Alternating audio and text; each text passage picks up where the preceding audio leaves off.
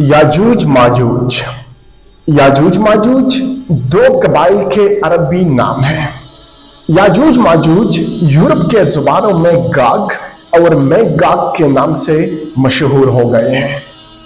जुल्करनैन मुहक्किकीन ज्यादातर इस बात पर मुत्तफिक हैं कि ईरानी फातिह सारिस आजम पारसी में कोरश कबीर और जुल्करनैन एक ही शख्सियत है।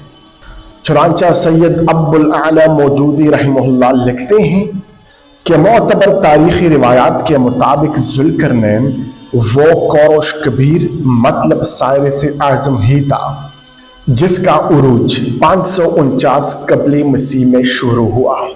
अंग्रेजी में कोरश कबीर को साइरस लिखा जाता है जो कि यूनानी तलफ़्फ़ुज़ है।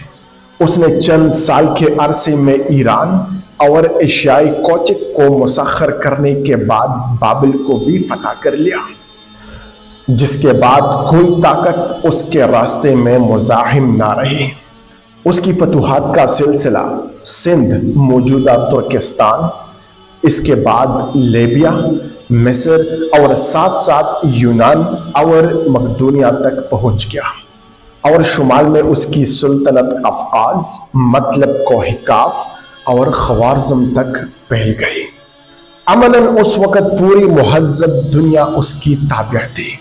जुल्करनैन की तामीर करदा दीवार के बारे में लोगों में गलत ख्याल पाया जाता है कि उससे मुराद मशहूर दीवारी चील है। हालांकि दरअसल ये दीवार कफ़कास के इलाका दागिस्तान के दरबंद और दारियाल के दरमियान बनाई गई है। कफ़कास उस मुल्क को कहते हैं जो ब्लैक सी और कैस्पियन सी के दरमियान वाक़या है। दरबंद ये बहीरे कैस्पियन के साहिल पर रूसी दागिस्तान की बंदरगाह है। उस मुल्क में बहीरे अस्वद से दारियाल तक तो इतने बुलंद पहाड़ हैं और उनके दरमियान इतने तंग दर्रे हैं कि उनमें कोई हमलावर फौज आसानी से गुजर नहीं सकता। अलबत्ता दरबंद और दारियाल के दरमियान जो इलाका है उसमें पहाड़ इतने बुलंद नहीं है और उसमें कोहिस्तानी रास्ते भी काफ़ी वसीअ हैं। कदीम ज़माने में शुमाल की वहशी कौमें उस तरफ से जुनूब की तरफ गारत गराना हमले करते थे। अपनी मुमलिकत पर शुमाली हमलों का खतरा लाहक रहता था। उन्हीं हमलों को रोकने के लिए एक इंतहाई मजबूत दीवार बनाई गई थी जो 250 मील लंबी, 290 फुट ऊंची और 10 फुट चौड़ी थी।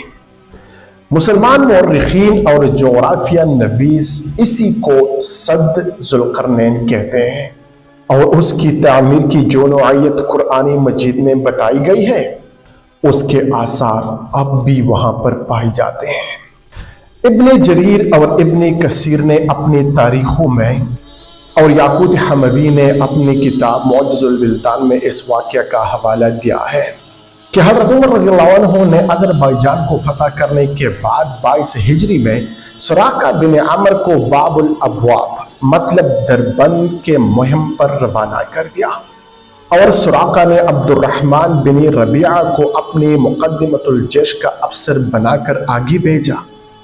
अब्दुर्रहमान जब आर्मेनिया के इलाके में दाखिल हुआ तो वहां के फरमाने रवा शहर बराज ने जंग के बगैर इताअत कबूल कर दी। उसके बाद उसने बाबुल अबवाब मतलब दरबंद की तरफ आगे बढ़ा। उस वक़्त शहर बराज ने उनको कहा कि मैंने अपने एक आदमी को सद्दे जुल्करनैन का मुशाहिदा करने और उसी इलाके का मुशाहिदा करने के लिए भेजा था। वो आपको तफसील से आगाह कर सकता है। चुनांचा उसने अब्दुर्रहमान के सामने उस शख्स को पेश कर दिया। दरबंद ये बहीरे कैस्पियन के साहिल पर रूसी दागिस्तान की बंदरगाह है। उसकी आबादी 75,000 से जायद है। खिलाफत राशिदा के आहद में इस्लाम यहाँ पहुंचा। खलीफा हिशाम बिन अब्दुल मलिक के भाई मुसल्लिमा ने इस इलाके को फतह कर दिया था। 1806 में रूस ने दरबंद के इलाके पर कब्जा कर लिया। 1835 से लेकर 1859 तक दागिस्तान के मुजाहिद इमाम शमूएल रहमहुल्लाह ने रूसियों से लड़ते लड़ते ये इलाका आज़ाद कर दिया। दरबंद ये अज़रबैजान के दारुल हुकूमत बाकू से 100-200 किलोमीटर दूर है। दागिस्तान ये तुर्की ज़ुबान का लफ्ज़ है। दाग का मतलब है पहाड़।